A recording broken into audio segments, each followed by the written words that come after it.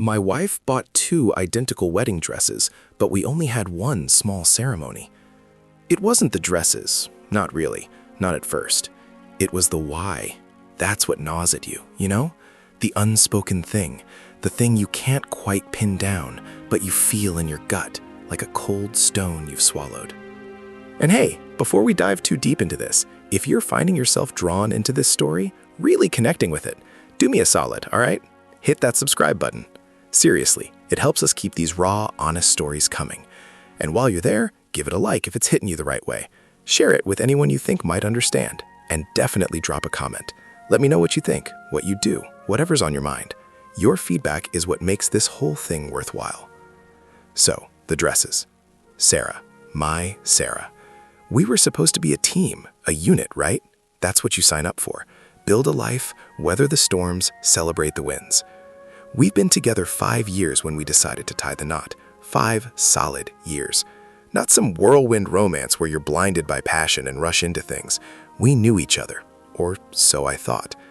We'd lived together for 2 of those years, shared rent, argued over who left the toilet seat up, planned vacations, normal stuff, the kind of stuff that builds a foundation. I loved her. I still do, in a way that's complicated now. It's like trying to love a ghost you can still see, but can't touch. We decided on a small wedding, just close family, a few friends. Our parents, my sister, her brother and his wife, maybe 10 people total. We wanted it low-key, intimate, no big production, no drama, just us saying our vows in front of the people who mattered most. That was Sarah's idea, mostly. She kept saying she hated all the fuss, the pressure of a big event. She wanted it to be about us, not about impressing anyone. I agreed. It sounded perfect, simple, beautiful. That's when she started talking about the dresses, plural. I didn't think much of it at first. Maybe she wanted a different one for the reception, a more casual one. That's a thing people do, right? So I just nodded along. Whatever makes you happy, babe. That was my go-to, always has been. I'm not a big planner, a detail guy. I trust Sarah. She's got a good head on her shoulders. She's organized, thoughtful, the kind of person who remembers birthdays, plans surprise parties, makes sure we have enough milk. Then she showed me pictures. Not just one dress, but 2. Identical. Not similar. Identical. Same lace, same silhouette, same delicate beading. My brow furrowed. Honey, are these the same dress? She laughed, a light, airy sound that usually charmed me. They are. Isn't that wild? I just loved it so much I couldn't decide. So I found another one, exactly the same, just in case. I stared at the screen. In case? In case of what? What could possibly happen to a wedding dress that would require a backup that is an exact duplicate? She shrugged, still smiling, but there was a flicker in her eyes, a tiny tightening around her mouth that I'd started to notice more and more. Oh, you know, spills, rips, just contingency. Better safe than sorry, right? I let it go. It was a wedding, a happy time. I didn't want to pick a fight over fabric and thread, but it lingered. A small, almost invisible snag in the otherwise smooth fabric of our relationship. It felt off, like a chord struck slightly out of tune. The actual wedding was beautiful. Small, like we planned. My parents were beaming. Her parents looked thrilled. We stood on a little wooden deck overlooking a lake, the sun setting behind us, painting the sky in hues of orange and pink. Sarah was stunning. She wore one of the dresses, the lace flowing around her, the beading catching the light. She looked ethereal. I felt like the luckiest guy in the world. A cliché, I know, but it's true. I looked at her, and I saw forever. After the ceremony, there was a small reception at a local restaurant. Nothing fancy, just good food, champagne, laughter. People mingled, congratulated us. It was relaxed. Sarah seemed happy, but there was that same undercurrent I'd been sensing, a subtle tension that only I seemed to pick up on. She'd excuse herself frequently. Bathroom breaks, she'd say. Her phone was always in her hand, her thumb scrolling furiously. I tried not to read into it. She's a busy woman. She's got friends, family to chat with. The first real crack, the one that widened into a chasm, came a few weeks later. We were unpacking boxes, still sorting through wedding gifts. Sarah had been a little distant, more so than usual. She'd been working late a lot, stressed about a project at the firm. I understood. Her career was important. But the late nights, the hushed phone calls when she thought I wasn't listening, it was starting to weigh on me. I found a receipt, tucked inside a small velvet jewelry box that had held a pair of earrings from my mother. It was from a high-end bridal boutique, a place we'd visited once when she was first looking. The date on the receipt was 2 days before our wedding. The item listed was bridal gown, custom alterations. The price was substantial, way more than the original cost of a dress, even a designer one. And the kicker? It was for another dress. Not a reception dress, not a casual one, a full-on identical wedding gown. My blood ran cold. I stood there in our living room, the late afternoon sun streaming through the window, illuminating dust motes dancing in the air, and I felt like the room had tilted on its axis. 2 dresses, identical, one small ceremony. Why? I confronted her, as calmly as I could. My voice was a low rumble, tight with something I didn't want to name. "Sarah, what is this?" I held out the receipt. She looked at it, and for a split second, her face went blank. Then, a practiced smile. "Oh, that, I must have forgotten to tell you. I wanted a backup, just in case. Like I said." "A backup?" My voice was sharper now. "A backup for what? A backup that cost that much money and required custom alterations? Sarah, we had a small wedding. What were you expecting? A hurricane? A rogue toddler with a pair of scissors?" Her eyes narrowed. The practiced smile faltered. "Don't be ridiculous, Mark. It was just insurance. I told you, I'm a worrier. I wanted to make sure everything was perfect." "Perfect?" I laughed, a harsh, humorless sound.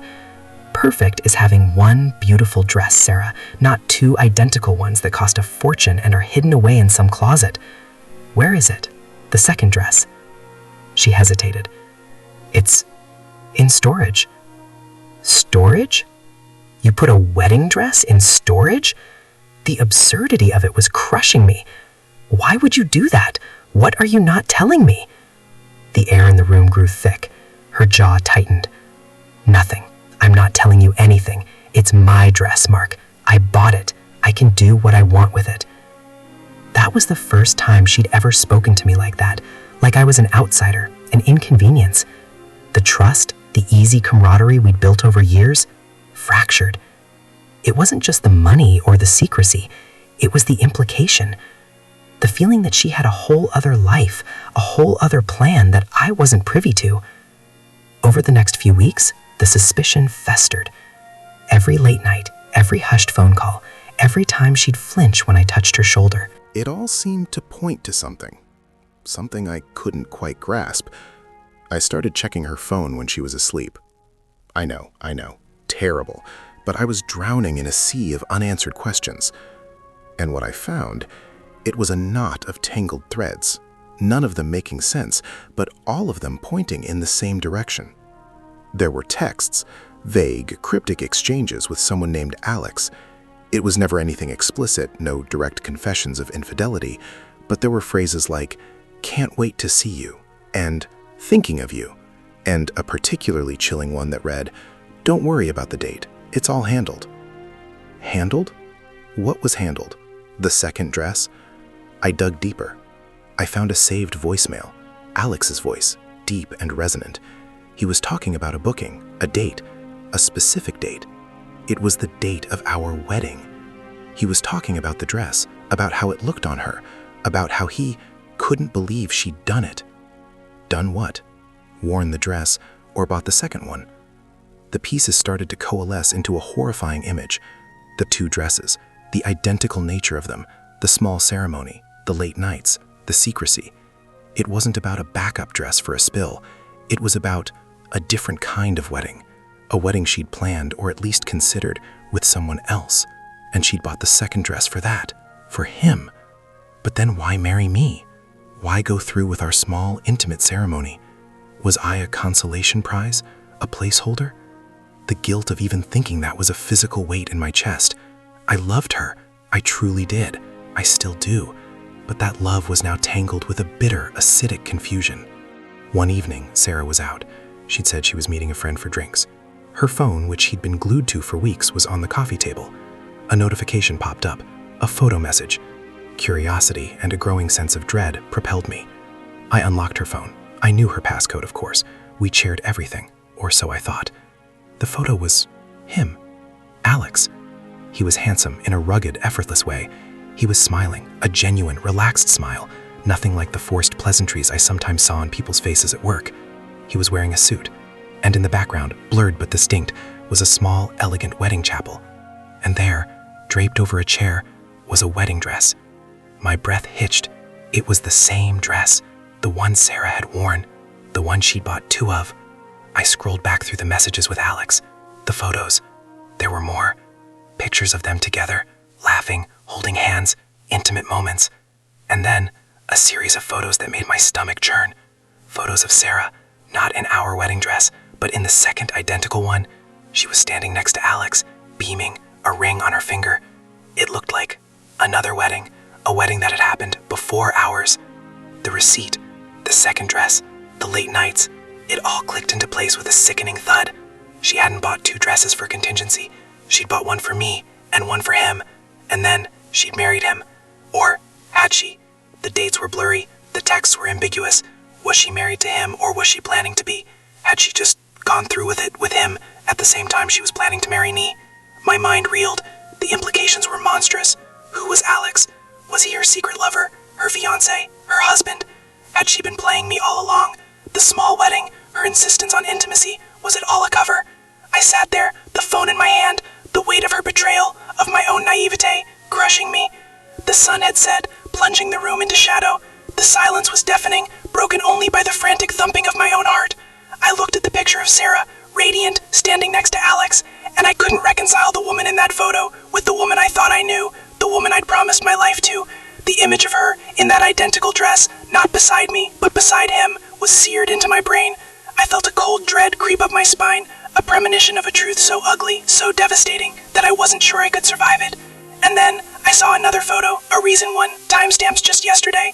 It was a close-up of Sarah's left hand. On her ring finger there were 2 rings, 2 wedding bands. One was simple gold, the one I'd given her. The other was a delicate platinum band. I looked at my own hand, at the simple gold band I wore, and I felt like I was going to throw up. The knot in my stomach tightened into a vice. 2 dresses, 2 weddings, 2 rings. I was one of them, but which one? And who was she truly married to? The question hung in the air, a poisonous whisper, leaving me utterly, terrifyingly alone in the darkness. The silence in the apartment that night was a physical thing, pressing in on me from all sides. I stayed on the couch, the phone still clutched in my hand, the ghostly glow of the screen illuminating the contours of my wife's betrayal. 2 rings, 2 wedding bands, the gold one, mine, cool and familiar on my finger, and the platinum one, delicate, shimmering in the photo, on her finger. It was a 1-2 punch that left me breathless, reeling. My mind, already a battlefield of suspicion and hurt, was now being systematically demolished. Alex. Who the hell was Alex? A fiancé, a husband. The sheer audacity, the double life she'd been leading, was beyond anything I could have conceived. I felt like I'd been living in a movie, a bad one, where the protagonist is the last to know the truth. I replayed the texts, the voicemails, the photos. The timeline was a chaotic mess, intentionally obscured, I now realized. The saved voicemail from Alex, talking about the date, our wedding date. He'd known, he'd been aware of me, of our wedding, and had still... What? Still gone through with something? Or had she? The question of when and who was the central piece of the puzzle, the one that would either exonerate her or condemn her completely. But the 2 rings, that was the damning evidence. It wasn't just a secret affair, it was a secret marriage. A wave of nausea washed over me. I'd loved Sarah with every fiber of my being. I'd envisioned our future, a comfortable suburban life, kids, growing old together. And all the while, she'd been crafting this other reality, a parallel universe where she was someone else's bride. Was it all a lie? Every shared laugh, every whispered I love you, every touch. The thought was like shards of glass in my throat. I got up, pacing the living room like a caged animal. The familiar space, once a sanctuary, now felt alien, tainted. Every object, every photograph of us smiling, laughing, felt like a mockery. I stopped in front of our wedding album, which sat on the bookshelf, a pristine testament to a day that was clearly not what I thought it was. I flipped it open, my hand shaking. There she was, in her dress, radiant, looking at me with eyes that I now saw as filled with a terrifying depth of deception. And in the background, the blurry faces of our families, oblivious, celebrating a union that was apparently already complicated by another. The second dress, I finally understood. It wasn't a backup, it was for him, for the other wedding, the one that had resulted in the platinum band, the one that had made me, in that moment, a second choice, a convenient arrangement, or worse, a deception. I needed to talk to her, not in anger, not yet. I needed to understand. I picked up my phone, hesitated. Who was I calling?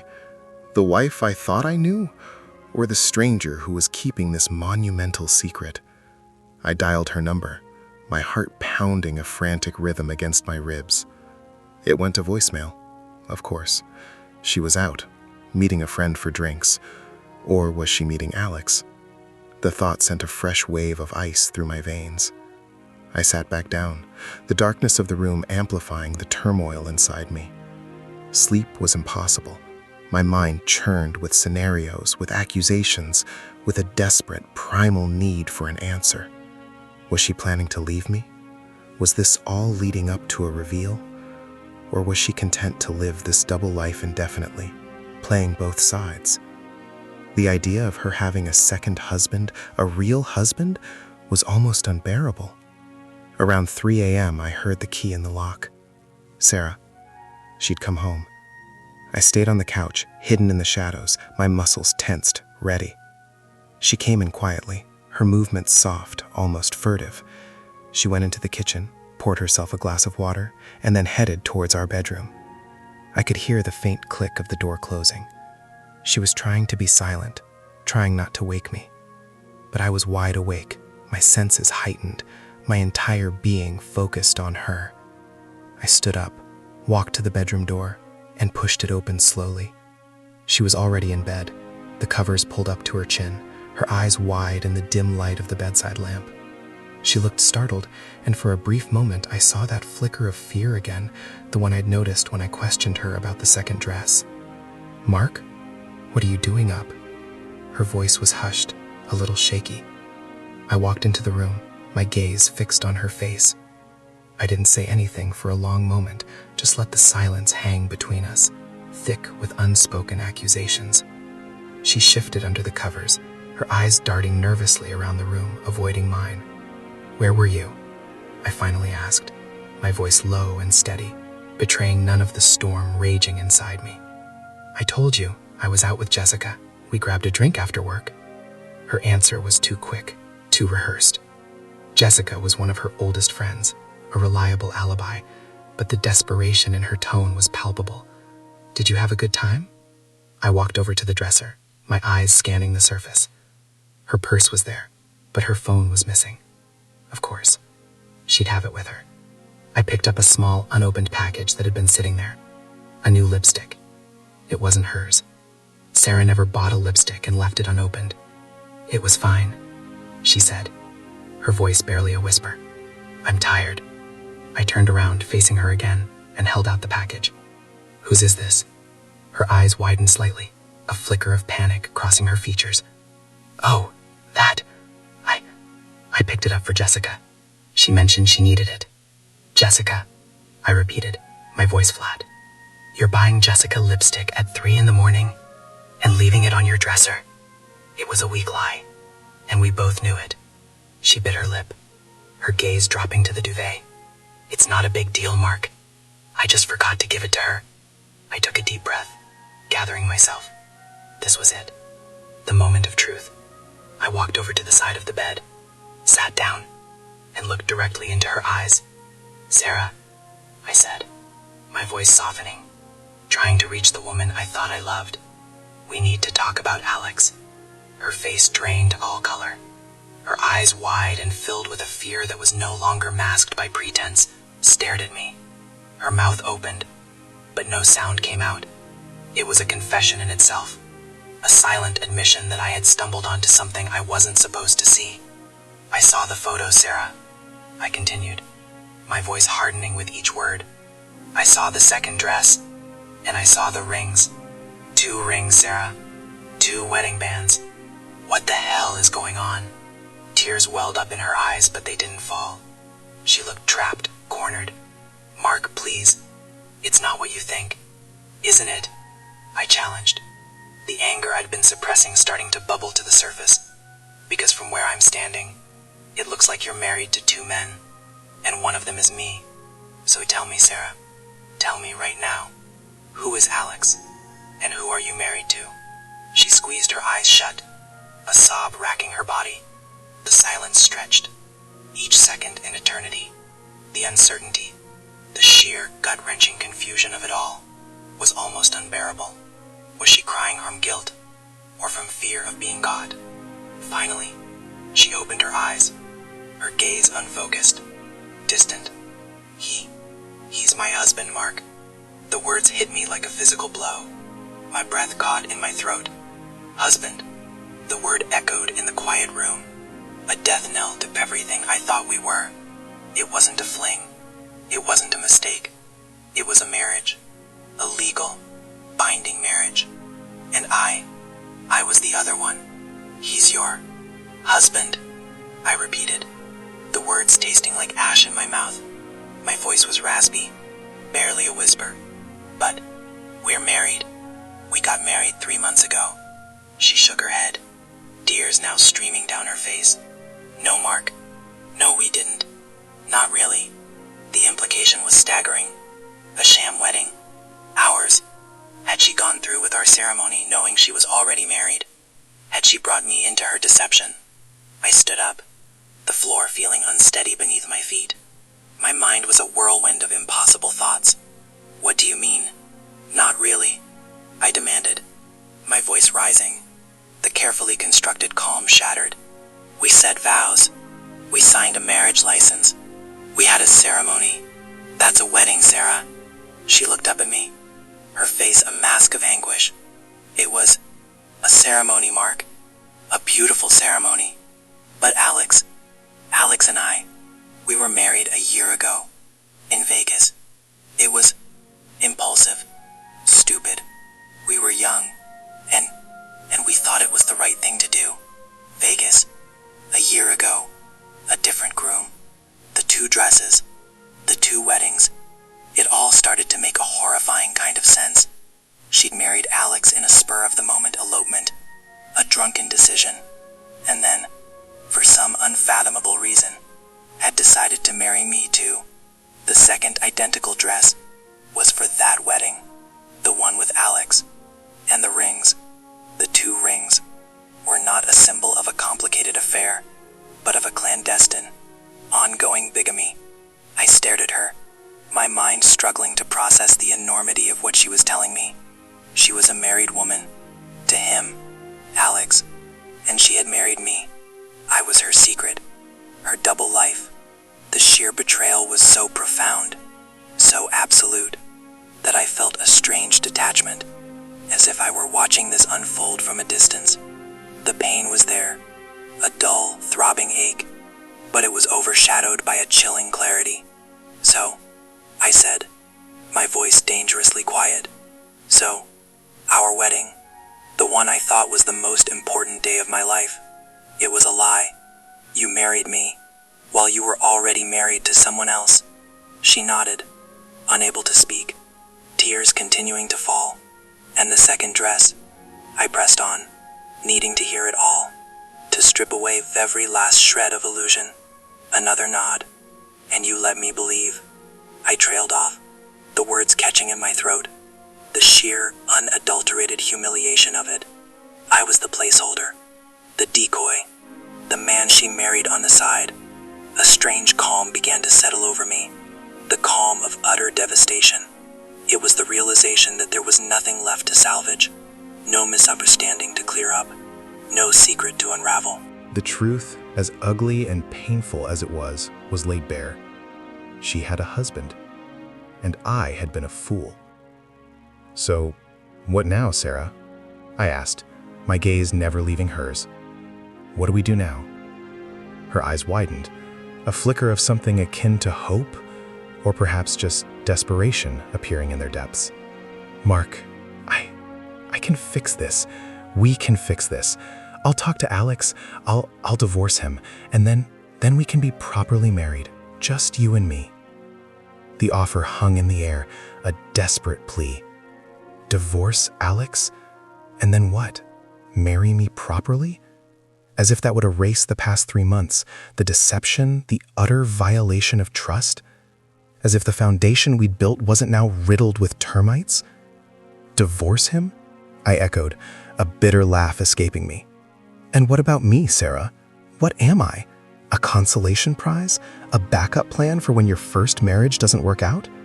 You really think I'm going to sit around and wait for you to sort out your marital issues with your actual husband? Her face fell. The hope, whatever it was, extinguished. No, Mark, it's not like that. It was a mistake, a huge mistake. I didn't know what I was doing. I love you, Mark. I love you. The words, so familiar, so cherished, now sounded hollow, desperate. Love? What was love in this context? A tangle of lies and deceit? A convenience? I couldn't process it. I stood up, the room spinning slightly. I needed air. I needed to get away from her, from the suffocating weight of her confession, from the ghost of the wedding I thought we'd had. I can't do this, Sarah, I said, my voice raw. I can't even look at you right now. I walked out of the bedroom, leaving her sobbing behind me. I grabbed my keys, my wallet, and walked out the front door, into the pre-dawn chill. The streets were empty, silent. The city was just beginning to stir, oblivious to the wreckage of my life. I got into my car, started the engine, and drove. I didn't know where I was going. All I knew was that I couldn't stay. Not there, not with her. As I pulled away from the curb, I glanced back at our apartment building, the windows dark, a silent testament to the life that had just imploded. And then, as my headlights swept across the street, I saw it. Parked across the road, partially obscured by a large oak tree, was a dark sedan, and in the driver's seat, a man. He was watching the building, watching me. A chill, colder than the morning air, snaked down my spine. Was that Alex? Had he been there all night? Was he watching us? And if so, what did he know? The image of the man in the car, his face unreadable in the dim light, was suddenly terrifying. Was I about to become the subject of his confusion, his anger? The thought was almost too much to bear. I pressed down on the accelerator, speeding away, leaving Sarah, leaving the life I thought I had, and driving into an unknown future, haunted by the man in the dark sedan. The silence of the car was a deafening roar in my ears. Every mile I put between myself and that apartment was a desperate attempt to outrun the collapsing reality. Alex, the man in the car. Was it him? The question was a venomous snake coiling in my gut, tightening with every rotation of the tires on the asphalt. Sarah's tears, her broken confession, her pathetic offer to fix it, it all swirled in a chaotic tempest inside me, a hurricane of betrayal and disbelief. I'd loved her. I truly, deeply loved her, and she'd built this elaborate stage, cast me in a supporting role, while her real performance, her real marriage, played out behind the curtain. I drove for hours, the sun climbing higher in the sky, painting the suburban landscape in a deceptive, cheerful light. Everything looked normal. Lawns mowed, sprinklers humming, kids on bikes. A normal Tuesday. But for me, time had fractured. The before Sarah was gone, replaced by the stranger, this architect of deception. She'd worn the wedding dress, smiled at me, accepted my vows, all while carrying the weight of another man, another marriage. The platinum band, it wasn't a symbol of an affair, but of a complete, legally recognized union. I was the affair.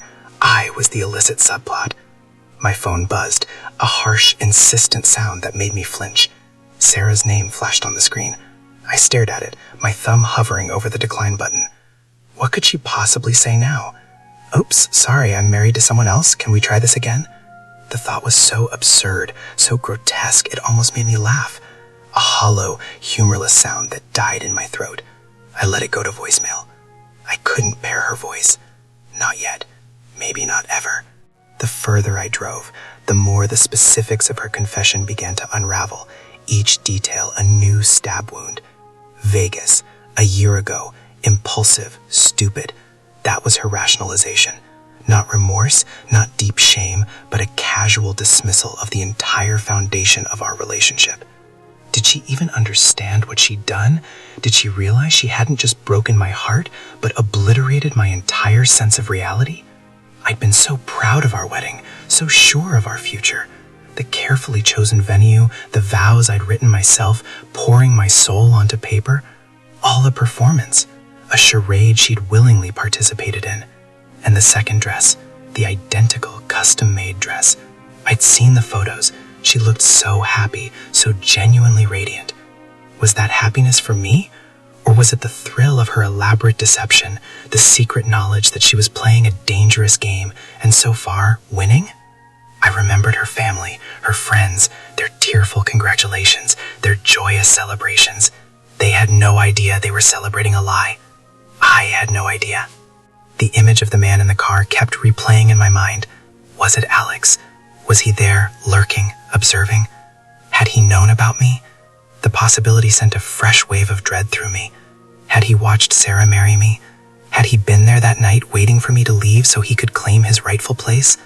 The thought was sickening. I was a phantom in their marriage, a temporary distraction. I pulled into a roadside diner, the kind with faded vinyl booths and coffee that tasted like burnt ambition. I needed to ground myself, to force some semblance of normalcy onto chaos. I ordered black coffee, my hands still trembling slightly. The waitress, a woman with kind eyes and a name tag that read Brenda, didn't bat an eye at my haggard appearance. People probably looked like this all the time, passing through. I was just another face in the blur.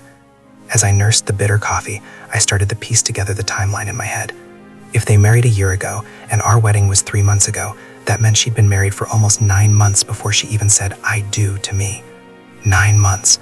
That was long enough to establish a pattern, a routine, a life with Alex. Had she even bothered to tell me about me?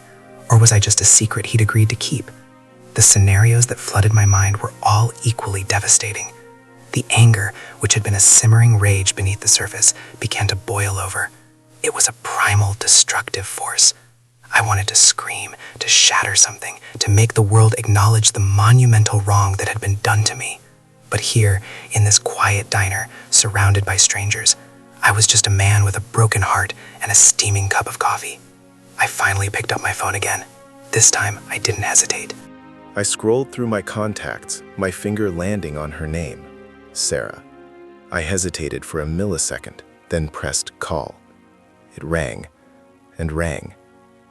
Just as I was about to hang up, she answered, her voice hushed, fragile. Mark? The sound of her voice, so familiar, so laced with what sounded like genuine distress, almost made me break. But the image of the platinum band, the metallic gleam of her betrayal, kept me grounded. "Where are you?" I asked, my voice low, devoid of emotion. A pause, a shaky breath. I'm at my parents' place. I had to get out of the apartment." "Did you tell them?" Another pause, longer this time. "No, not yet. I don't know how." "You don't know how to tell your parents you're a bigamist?" The words were sharp, laced with the bitterness that had begun to consume me. "Mark, please," she whispered, "don't do this." "Don't do what, Sarah? Don't acknowledge the reality you've created? Don't confront the fact that you've systematically lied to me, to everyone, for months? Years, if Vegas counts." "It was a mistake," she pleaded. "A huge, awful mistake. I was lost, I was unhappy, and then I met you, and you were everything I thought I wanted." "But you already had everything you wanted, didn't you?" I retorted, the anger resurfacing. "You had a husband, Sarah, a real husband, and you chose to marry me anyway. What does that make me?" It makes you the man I love," she choked out, her voice cracking. "The man I want to be married to. I'll divorce Alex, I swear, Mark. I'll make him disappear. I'll do whatever it takes." The desperation in her voice was palpable. She was clinging to a life raft in a sea of her own making. But the raft was rotten, riddled with holes. "You can't just make him disappear, Sarah. He's your husband, legally. He's not some character in a bad novel you can edit out. You are married to him, and you married me. That's not a mistake. That's a choice. Multiple choices, deliberate choices." "But I love you," she cried, her voice breaking into sobs. "Isn't that enough? Doesn't that count for anything?" Love. The word felt tainted, meaningless in this context. What did love mean when it was entangled with such profound deceit? Was it the love of a stolen moment? The love of a convenient arrangement? I couldn't reconcile the Sarah I thought I knew with the woman on the phone, begging me to overlook her legal marital status. "It used to," I said, my voice barely above a whisper. "It used to count for everything. But I don't know what your love is anymore, Sarah. I don't know who you are." The words were a finality, a severance. I could feel the thread between us snapping, fraying, until nothing remained but two frayed ends. "Mark, please, don't hang up. We need to talk. We need to figure this out." "There's nothing to figure out, Sarah," I said, the words cold and hard. "You made your choices. You built your life, and I was just a fool who walked right into it. I can't be a party to this. I can't be the other husband, the one you marry when you're already married. I deserve more than that."